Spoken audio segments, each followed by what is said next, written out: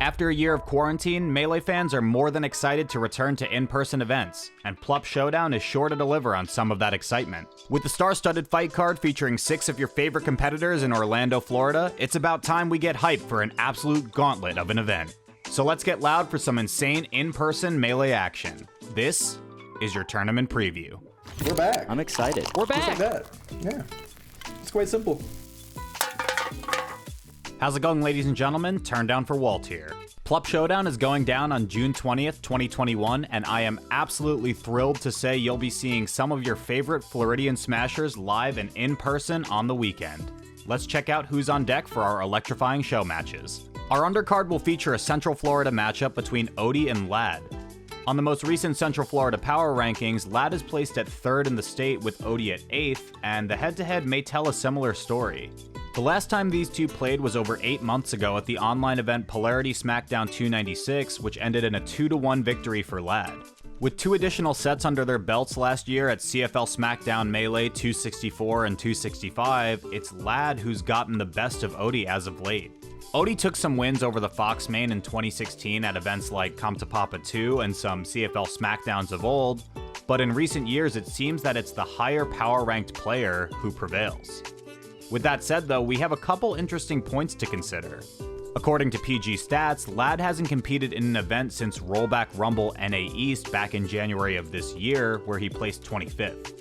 Oaty, on the other hand, has competed much more recently at online events like Xanadu and Uncle Sam's Maple Syrup with some relatively consistent placements. The second point of note is that all of their PG Stats compiled sets were best of 3. This undercard set in particular will be changing the pace to a best of 7.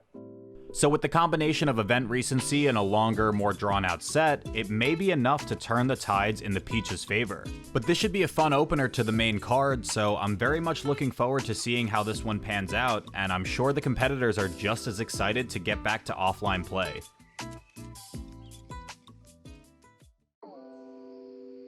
For the tournament's namesake and our main event, we'll have Panda Global and Red Bull's very own Plup face off in a gauntlet against Gahtzu, Mewtwo King, and Wizzrobe.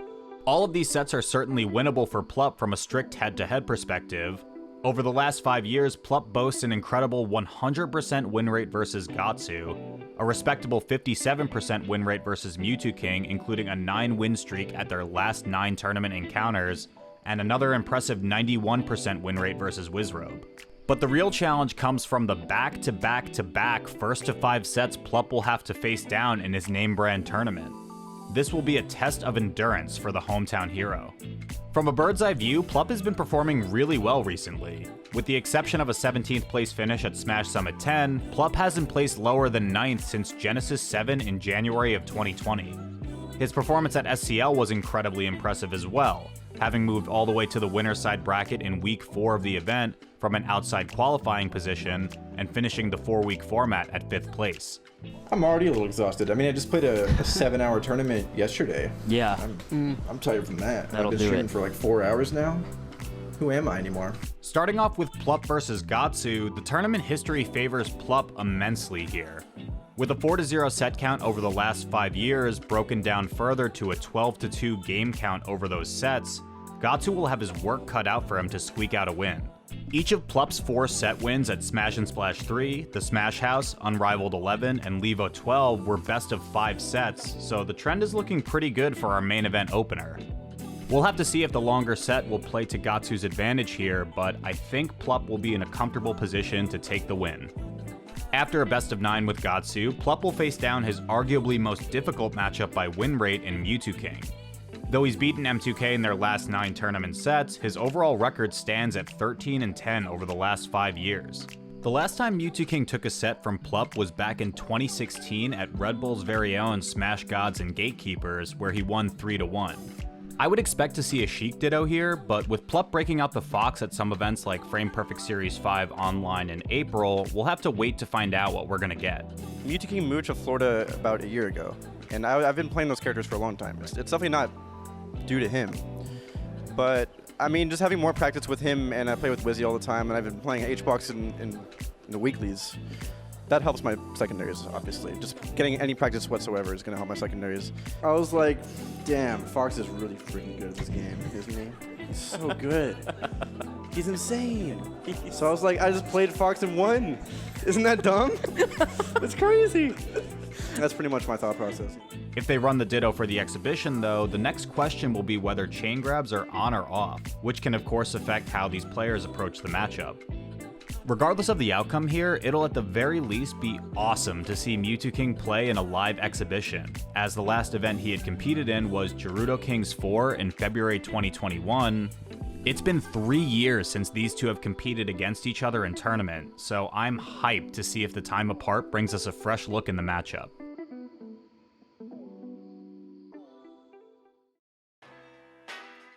Our third and final set of the Plup Showdown Gauntlet will be against another Captain Falcon player in the stoic Wizzrobe.